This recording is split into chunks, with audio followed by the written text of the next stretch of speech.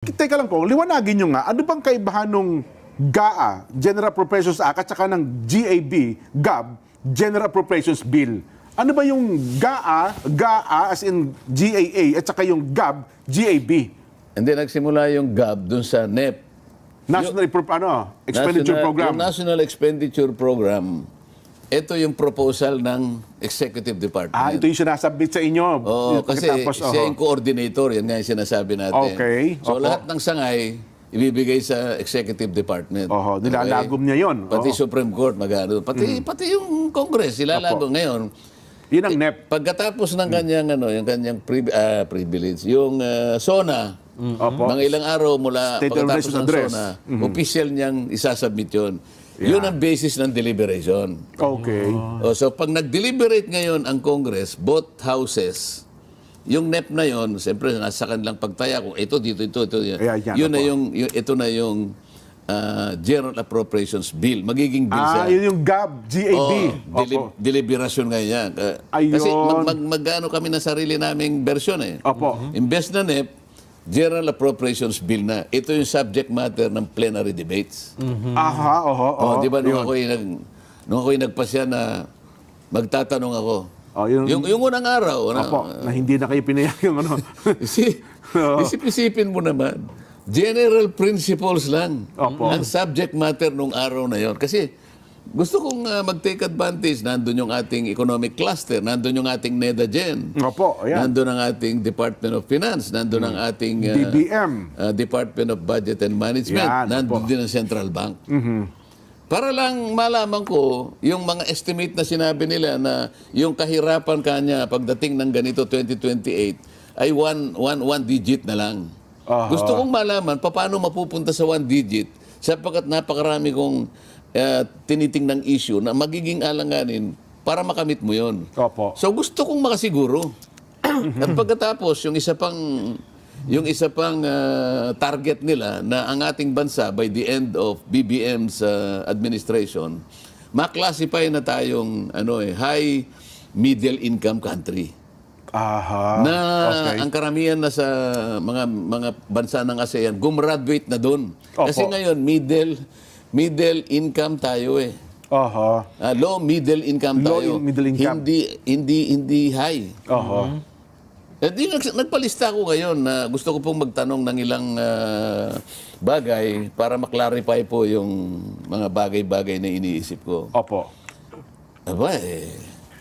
Isang batalyon ng sumabat sa akin. Sabi niya kung ipagpaliban mo na muna kasi alam mo, meron tayong tagubilin eh. May hinahabol kayong ano eh. Ano nga akong tagubilin?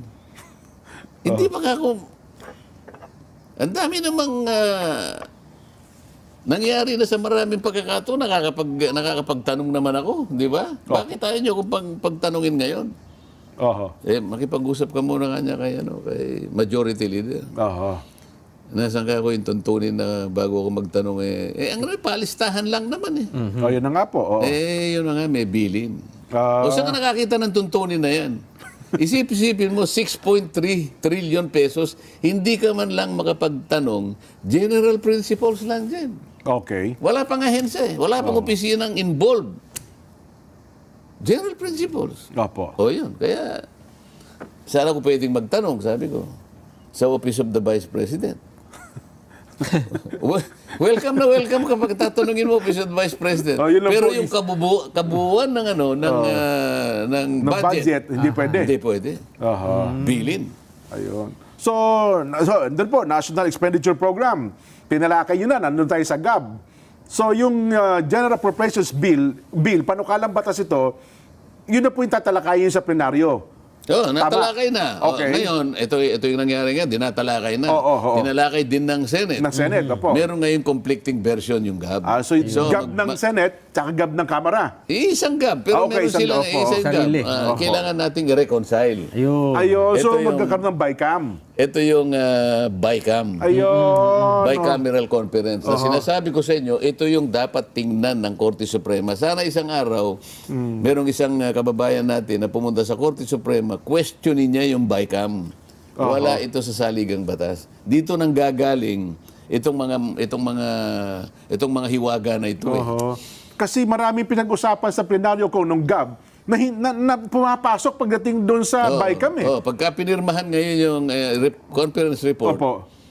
magpiprint na sila ngayon base doon sa ginawa sa... Yung BICAM ang mananaig. Yun ay magiging GAA pag pinirmahan ng Pangulo. Ayun. Oh. Yun na ata doon, Nelson, doon daw sa BICAM, nagkaroon naman, doon ata yung mga blanco. Kaya, di ba, dapat ay December 20, lalagdaan ng Pangulo. Nung dumating daw po sa 10 araw, December 30, ay nasagot na yata lahat yung mga blanco na yun. Kaya, pagdating daw po doon sa GAA, napipirmahan na ng Pangulo, December 30, wala nang blanco. Doon sa enrolled bill, enrolled bill na siya, pipirmahan ng Pangulo. Kasi di ba sinuri niya na ng ilang araw eh. Oo. At doon sinuri, nasagutan na raw po yung mga blanco. Kaya, nung tinitingnan